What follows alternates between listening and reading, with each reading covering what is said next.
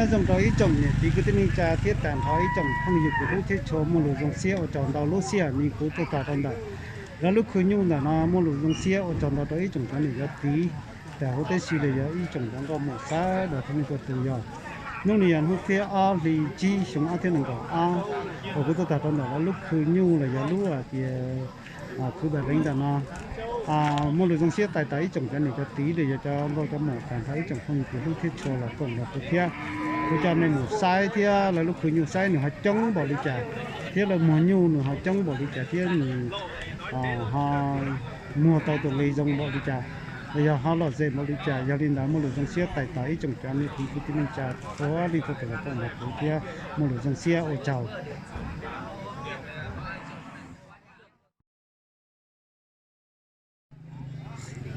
nhân là nó nói rồi, cô cho ý chồng thì cái tên này cha sẽ được thân sự tổng đó cô kia bây giờ cho nên một sai là lúc cụ tí nữa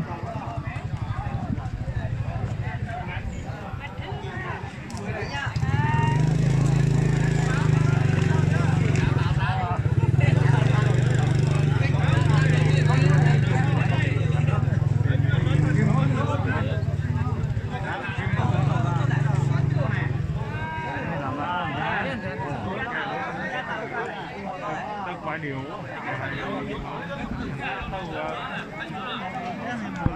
tâm ngọc là phải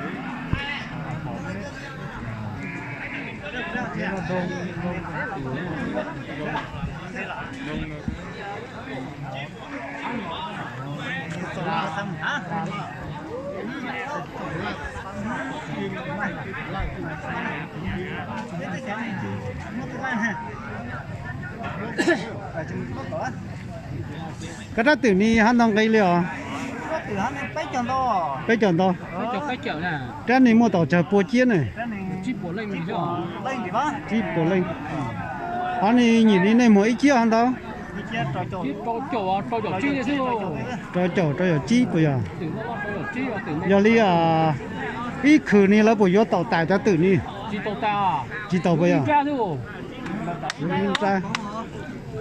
nhung này nhung là dưới kia đó nhung nó lo dưới gì chỗ nhưng mấy cái cha chỗ chi rồi đi bây giờ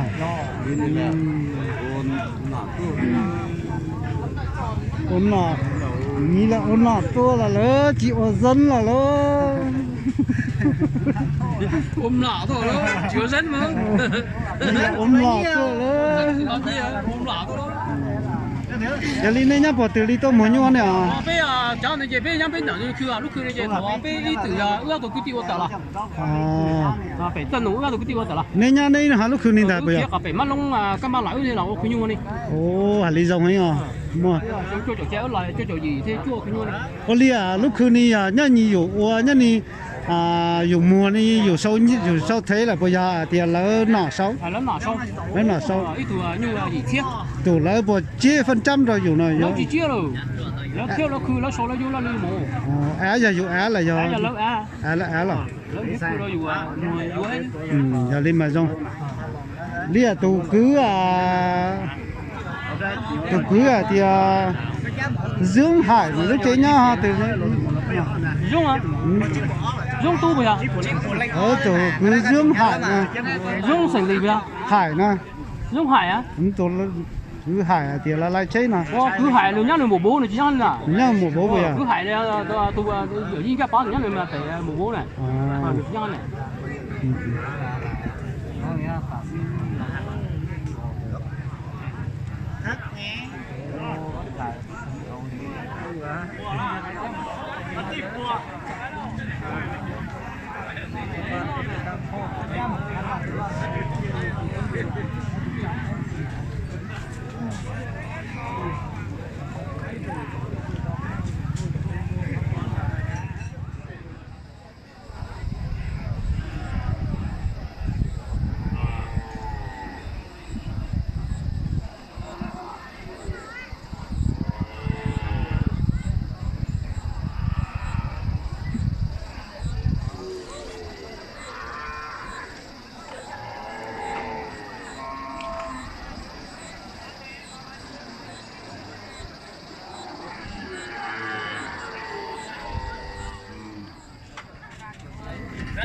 chống thì thiếu có rẻ không?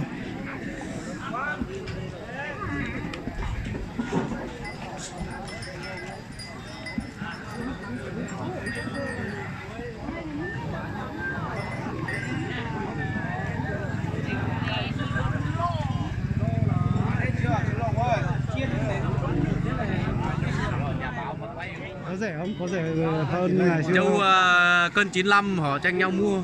Thế à? Thế ra Nhưng mà chợ con béo mới được. Ra chợ Bảo Lâm đi. Cân 95.000. 95 bây giờ Bảo Lâm mà chỉ có bán 75 thôi mà. Thế mai vào nhá. Ừ, mai vào đi.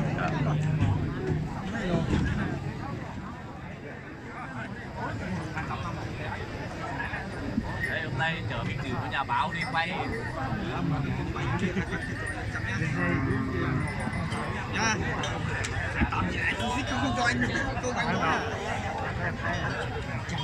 Được nhá.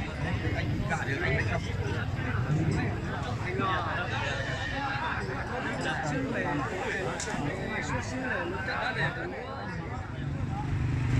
Trái nhiều nên này mùa nhá, nên này mùa han đầu đi à? Đấy yếu à? Này vô han đầu là? Đấy yếu này có ó chi nè. Mình có ớt chi sư. Thế ra là vô tàu rồi. Có nữa. Cái này nữa nè. Có lý chỉ tao than chưa? Thò là giờ khét tu mà. Nên nhá bỏ thì tôi vô nhiều nào. Đấy yếu nó đúng rồi. Nhá nào đông rồi.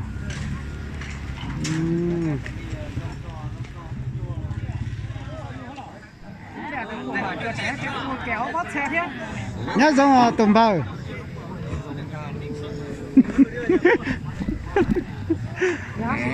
Mùa vào trinh ha. Một chơi một nhiêu cũng lo là.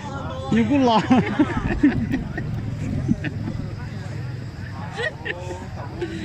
À mùa vào trinh rồi về Bảo Lâm à? Khó là. Ừ. Con đòn giờ một chập tranh chập là luôn đi tên là cho cứ một nhiêu. Bây à? Nhiều. À trinh chép là thế. Tranh chập là. Ý khử nhá này là bộ vô tàu tàn hay giá nhiêu này? Ít cứ chỉ tàu vô nữa. Chỉ tàu vô bây à? Lấy từ mua thâu thôi.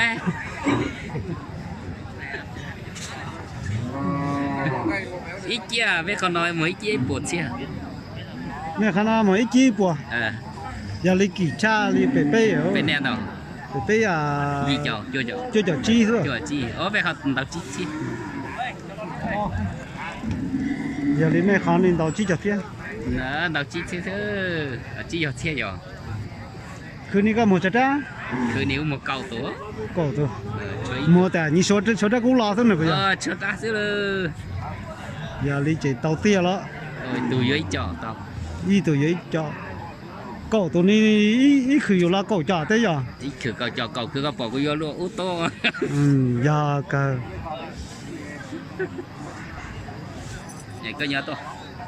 Thì là nhiều cha hay thì nếu lúc khử nhưng mà mùa lọ dày cả nhung kỳ cả nó tí tay kỳ này thế nên móc à, phải chế thôi. Mau thôi.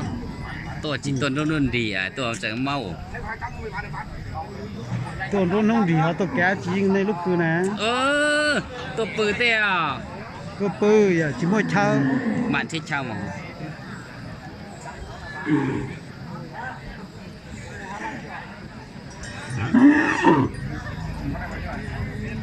Cá tả quân này là do tả đâu? Cho tả. Có do tả thôi à? Thăng luôn hơn gì tả. Hay đây à? Lành nhiều lành từ tả đó. Lúc chỉ là giờ ô tô lấy à thì giá giống như cao là giờ. Lúc tòn đi lành từ giá cao cha học cả. Giờ nào là rất lo. Cả nhà. Cả nhà thôi. Cao hơn là chỉ giống như. Vô cả.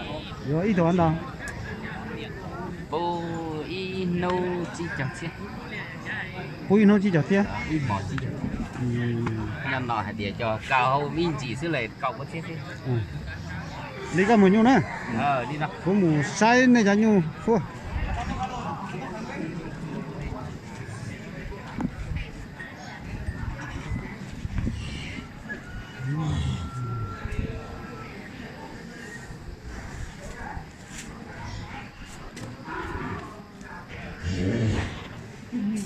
Chống thì nó anh chẳng thể thì nó nhưng mà cho nó ít hộ là vô tà đi nữa nó nhu hết từ cho nó là vô tà đi nữa nhất là lúc khi bà đến nó lúc khứ nhau nào mà chống cha đi thua thua lúc khứ đi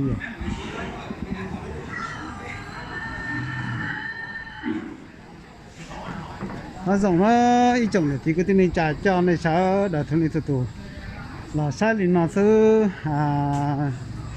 muốn chia sâu nó thì cái một trái nó một lúa rong xíu chậm đâu rồi cho nên cho tí sao đã thân đi tụ cho bé cá rồi cái nó sâu nó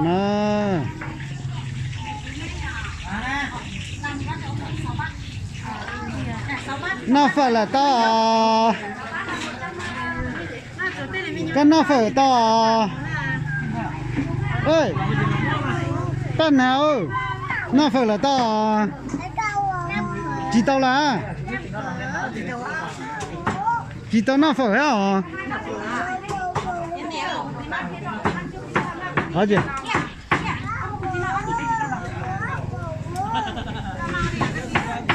đi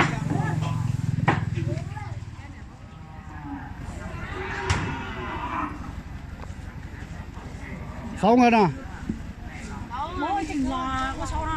mù lối chơi chú bé ở đâu kia có phải không một trái đó bye bye đó bye bye về bye bye về chào ý thế à chào